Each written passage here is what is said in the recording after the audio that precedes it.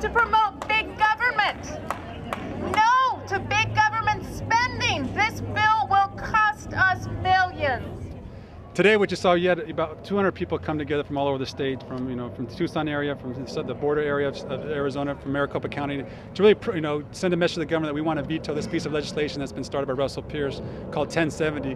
I know it says it's supposed to be about safer communities, but basically it's a government, it's a big government type of bill. It's basically going to have the state legislature and the governor intervening in the local affairs of chiefs of police, how they run their operations, what their priorities are going to be. So we're here to protest against that. That's an unfunded mandate. Over 6,000 people signed postcards basically asking the government to veto that bill if and when it gets to our desk.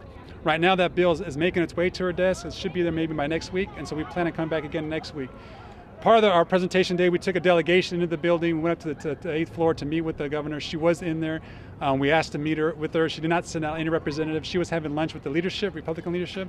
Obviously, there's another political agenda being pushed by Russell Pierce. This is where it started with, in terms of his hatred for undocumented, his animosity towards Latinos, because there's going to be a lot of unintended consequences in terms of how this thing is going to be taking place. It actually lowers the standard for officers from probable cause to reasonable suspicion of someone is here undocumented or their status, and so that leaves a lot of room for error and judgment, and that's going to trigger more lawsuits, similar to what's happened with Sheriff Arpaio.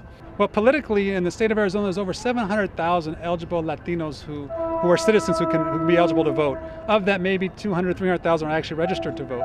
If they pass this particular legislation, that could cause a whole army of folks in the Latino community to go out and get registered and come out to vote. And if they know that this has all been driven by Republican legislator and signed by Republican governor, chances are they're going to go out there and vote Democrat when it comes to the next election.